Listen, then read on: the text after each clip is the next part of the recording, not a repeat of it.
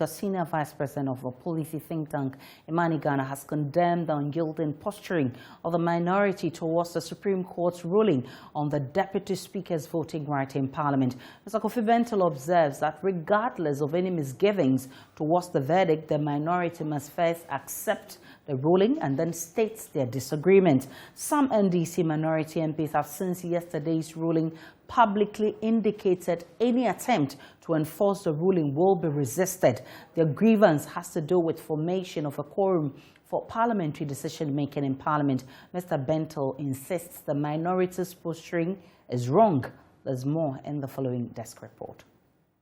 The latest person reacting to the ruling is the former President John Dramani Mahama, who in a tweet described the verdict as shocking but not surprising. According to him, the ruling is an unfortunate interpretation for convenience that sets a dangerous precedent of judicial interference in parliamentary procedure for the future. The minority in Parliament yesterday were blunt in expressing their disappointment. Minority Leader Haruna Idrisu addressed the media.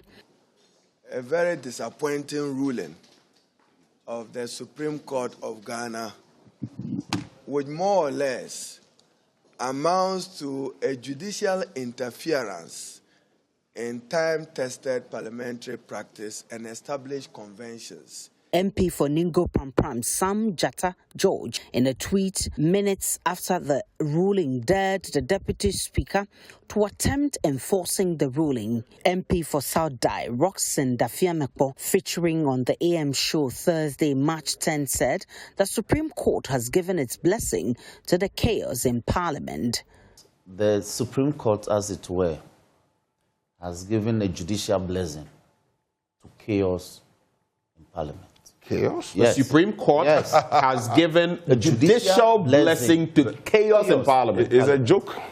For the first Deputy Speaker, Joe Sewusu, the ruling is refreshing. It was a voice vote, and I did not participate in the voice vote.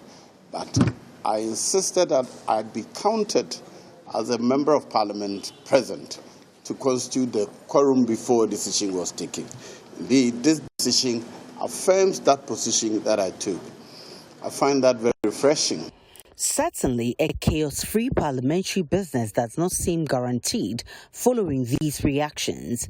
Thus, while the minority is definitely unhappy, the majority is super okay.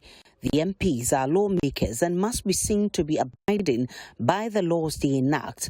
How justified is their current posturing? Senior Vice President of Imani Africa, Kofi Bentil, has this to say. I don't agree with the minority. I accept the Supreme Court's ruling, but I don't agree with it. I accept it because it is their proper place to determine these matters. I don't agree with it because they are saying if you become Deputy Speaker and assume extra powers, you should still keep your vote. So that I disagree with. The minority members are seeing the inherent problems that will be caused and the disadvantages that will be visited on them. Also, lawyer Martin Kwebu has appealed to the MPs to exercise restraint and accept the Supreme Court's ruling.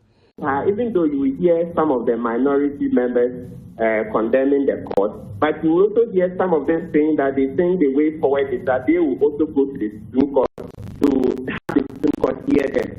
And that is what the rule of law requires of us. That's the least that we can do. So they should consult their lawyers and see what to do so that they can also go back to the court.